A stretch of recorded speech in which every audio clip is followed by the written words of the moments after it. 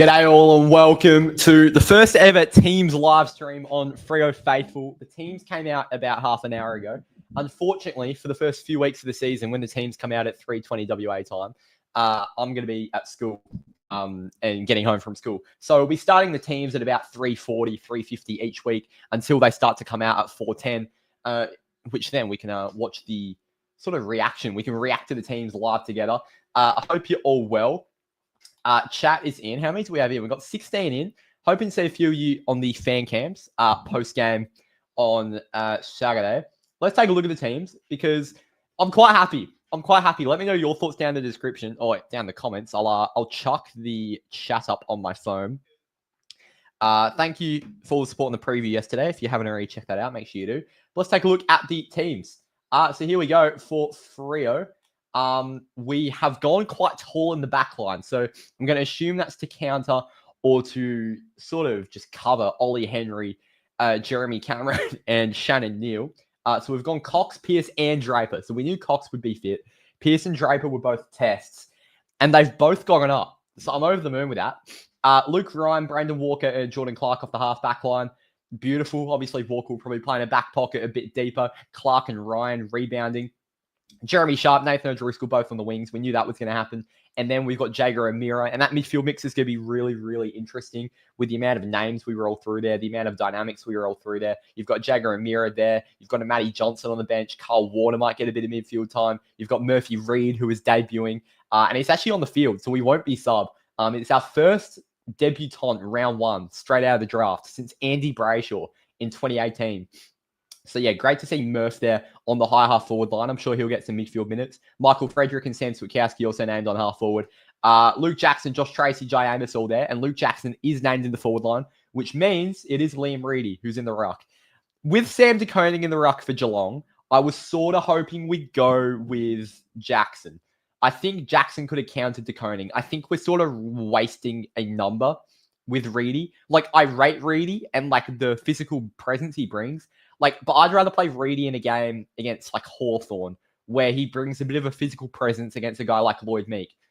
In a game like Geelong, I think Sam de Koning is quite beatable for Luke Jackson. So, I don't know. That's just my personal thoughts. Obviously, Seba and Brayshaw there too. And on the bench, one of these will be sub. But Bailey Banfield has gotten the nod as our forwards rotation. Walters is injured.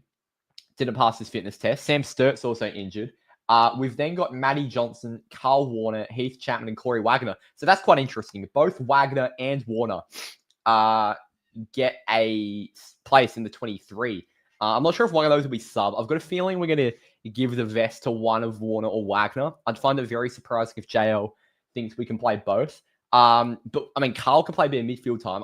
I'm going to expect that Carl Warner starts in the sub vest, but I love Carl. I think he's going to have a great year. Matty Johnson, a nice big body to chuck through into midfield, and we know how important Heath Chapman is to our back six. Let's take a look at the chat. Freo by 3 points in a tough slog. People are saying it's going to be a tough slog or whatever.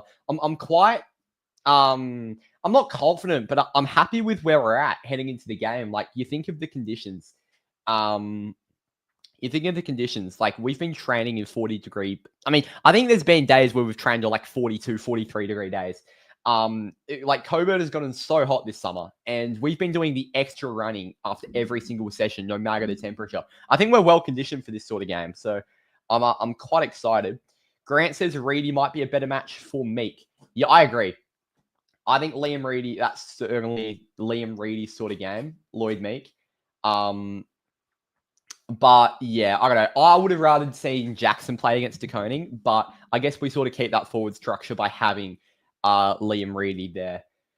Regular the first time since round one last year we've had both Pearce and Cox out there. Yeah, true. Because Cox, I mean, they didn't even play in the same backline that game. Hey, like Brennan Cox played that game forward and got injured quite early on. So it's gonna be so good to see those two in the same back six. And we actually won that game. The game we played Cox forward, but he didn't play a lot there. Was that the game? I feel like that was also the game Carl Warner got knocked out. That was a horrific collision.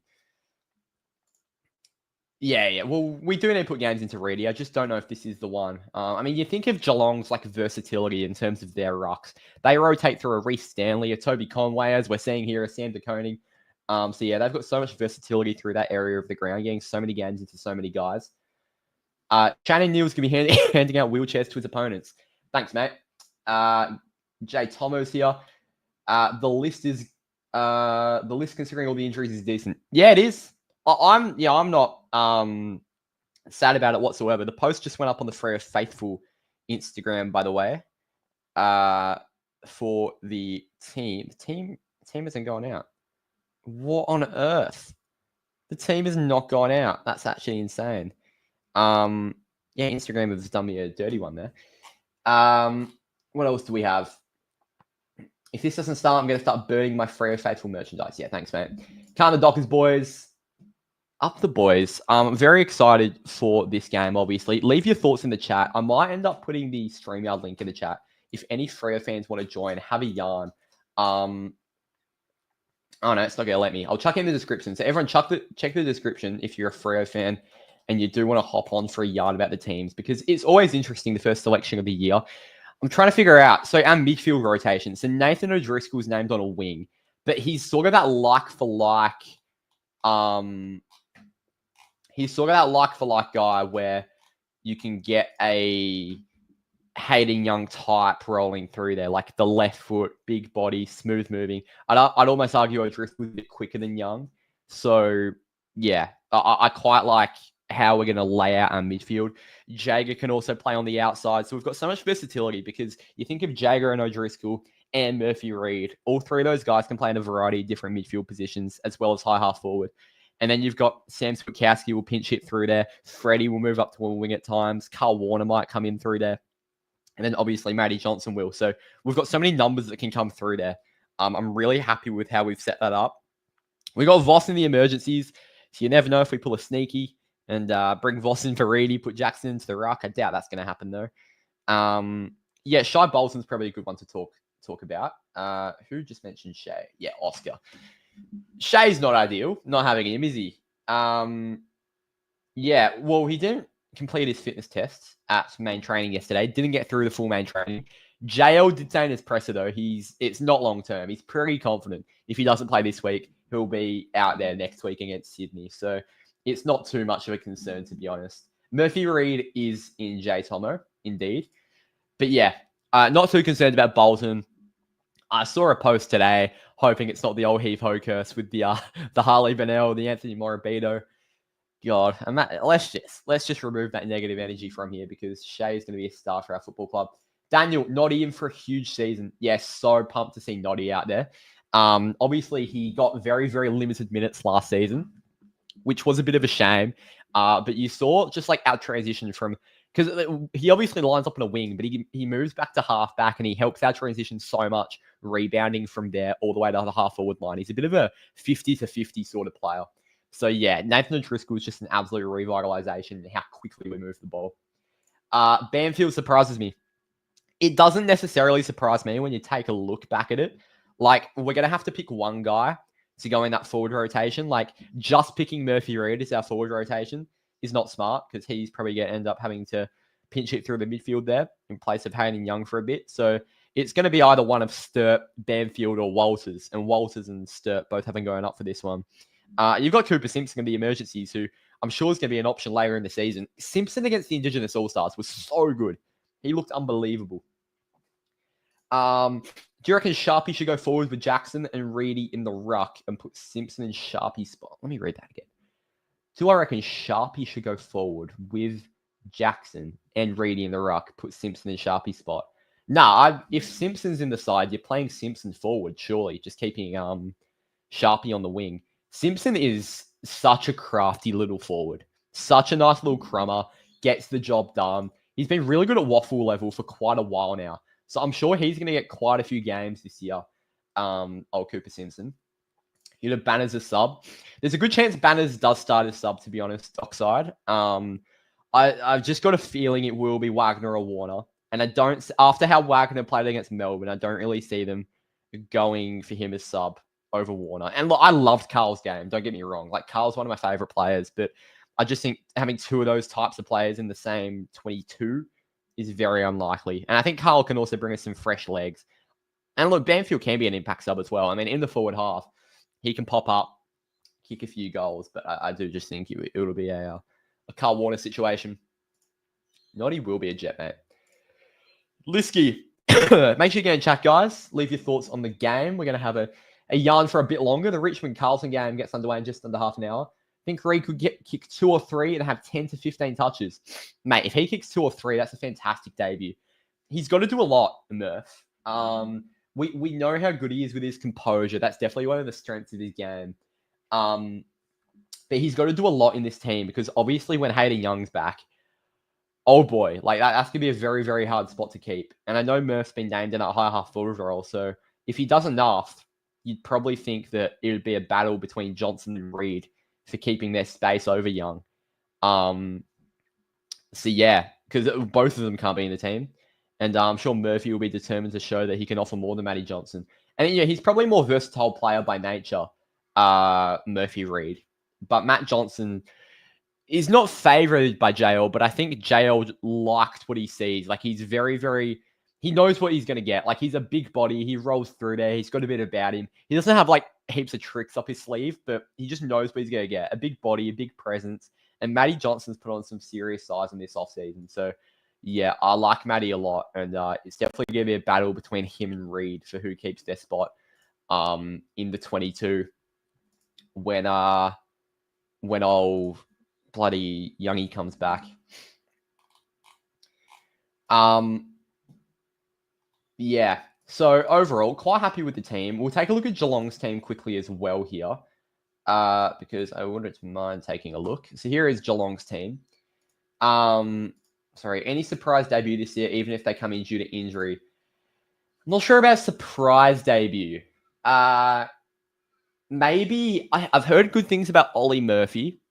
But I think a good chance would be like a Charlie Nichols. Charlie Nichols has been hyped up this offseason as being a real good presence down forward. I'm a bit gutted about the Odin Jones injury. I've heard Odin is a real handy ruckman. Was good down at, where was he? West Perth, Claremont? But yeah, he's a real handy ruckman.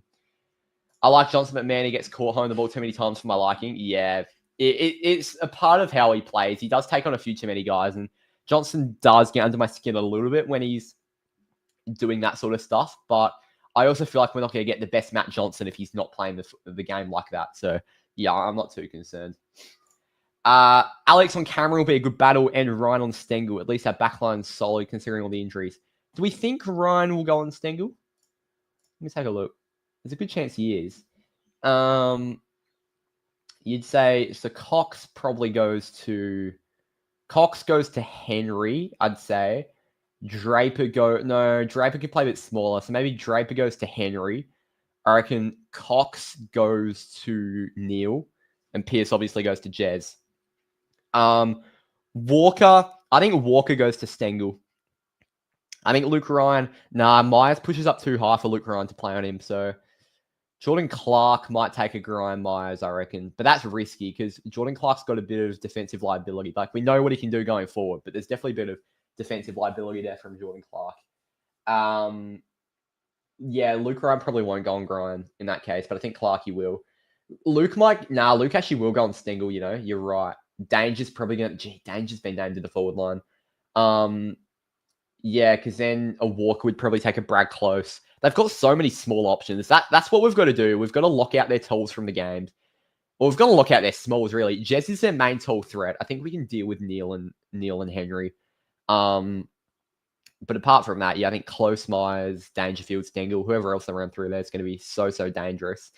They've named Bailey Smith, named Max Holmes. Oh my God. Some of their runners are going to be so scary. Like that midfield, Tom Atkins, Jack Bowes, they won't play through the middle. You'd think Holmesy maybe plays a bit off halfback, gets a bit of CBA time. So him and Smith on the outside as runners are going to be so dangerous, you'd think. In terms of our forwards, I'm trying to think. So I'm going to assume Zach Guthrie takes Tracy. I just think Stewart's a bit undersized for Tracy. So I think Zach Guthrie takes Tracy. I think Stewart might take Jackson. No, it's probably not. Probably can't run with him. I'd probably go Stewart on Amos, and then Jack Henry might take a Jackson. But it's tough to know. It's tough to know.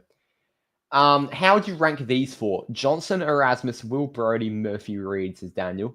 I'd go... In terms of who I'd want in my team, I'd go Murphy Reid, Matt Johnson, Neil Erasmus, Will Brodie. Will Brodie, his 2022 season, we all know how good it was. He's too one-dimensional for the game now. Look, he might end up playing a game this year. Like, he serves a purpose, but he couldn't even get in the emergencies for that preseason game. Like, he's so far off it, and you think Murphy Reid jumps him in the pecking order. You think Nat Fyfe's probably mainly going to be down at Peel now, and Nat Fyfe's obviously ahead of Will Brodie in the pecking order. So, yeah, he's just so far down. Raz, I want to see a bit more composure at AFL level when he gets his chance this year, because you will. I want to see a bit more composure from Raz. But then you think Johnson and Reid are two definitely established guys in our squad. I like the look of Aiden Riddle. Yeah, I've heard some good things about Riddle. Athletic ruck, kind of plays like Jacko from what I've seen. Keen. Where's he from? Is he the one from Claremont? Could be wrong. Is he the one from Claremont? Let's take a look. Yeah, he is the one from Claremont. Yeah, 199 centimeters. He's getting a bit burlier in the gym. I like him a lot, to be honest. I like him a lot. I think Aish might be sent to Peel permanently as well if he's behind Wagner and Warner. Yeah, I think Aish might request a trade at the end of the year. I don't have a lot of faith for that guy. James Aish is such a good servant for this club. You cannot knock how good James Aish has been for a while now. But yeah, he's probably just fallen a bit behind in the pecking order, unfortunately. JL needs to play Brodie. He's just too one-dimensional, as I said. Like, he doesn't really serve a purpose, to be honest. Especially when you've got Erasmus, Fyfe, Reid, all ahead of him in the pecking order. Hello, UK. Hopefully you smash the cheats in 2 old Geelong. Let's hope we do. We call them cheats. Geelong is stacked. Our backline will need to put in the work to turn it over. Oh, yeah, their smalls are an absolute joke. Absolute joke. When Murphy Reid gets the ball, we all need to shout out Bruce, like Luke Bruce. That would be elite. Imagine the Optus crowd. Bruce. Brodie is no tank either. Yeah, he doesn't really, does he? The thing is, I'm not going to knock Will Brodie because he played a massive role for us in 2022. In 2023, I remember the gather-round game against Gold Coast. I thought he came on and he did a job as a sub. So I'm not going to knock Will Brodie. Like, he's been a good servant to the club. He's just... The thing is, if he was good enough, he'd still be at the Gold Coast. Like, the Gold Coast gave him to us for peanuts. And he had that really good first year. But that was when our midfield was still a bit younger and we could use one of those one-dimensional guys. But to actually elevate to the premiership level, we can't have a guy like that in our team. Yeah, I know. People love Will Brodie, don't they? You feel so much more comfortable this season with the Ross as coach? I wouldn't. The thing, look, JL needs to prove himself this year. He's already made finals with a very, very inexperienced side. Like, Rory Lobb as your focal point is a bit rough. Like, Lobby did clunk some unbelievable marks for us back in, especially 2022. But I think JL, especially in that season, got our defensive six locked down so well. Had the back six locked down so well, and our transition was so good. Like, I don't think it was necessarily as structured as we wanted, but we were kicking it to packs and we were getting a result. We were getting a result from it. And I think JL just knew how to get the best out of those batch of players. So I think JL has talent as a coach. Don't get me wrong. And I think we call JL a defensive coach, but I think Ross is on a different scale, to be honest. Yeah, it is a good calm. Streets will never forget that 2022 season. Yeah, but we don't want to blunder in the past now, do we? So it's all about the present, isn't it? All right. I'm probably going to end that there. This footy starts in 15 minutes. I'm going to try and get most shows for the teams to about 25 minutes, and we've basically nailed that on the head. Thank you all for watching. It's been good to chat football with you all tonight. Hopefully you all enjoy the Richmond Carlton game. I will next see you for the fan cams straight after, or maybe like half an hour or so after the Geelong Freo game. I'll be live on my personal channel, UCAT, UCATT. If you're not already subscribed to that, I'll be live for a watch along for Geelong Freo. Then straight after on here, I'll have a link in the description where you can come join and chat some footy with me as we dissect the Geelong Fremantle game. Overall, quite happy with the team and quite keen to get stuck in for season 2025 on Saturday. Up the lads. Thank you all for watching. I'll see you on Saturday for the fan cams. And hopefully you all enjoy the game on Saturday. Cheers.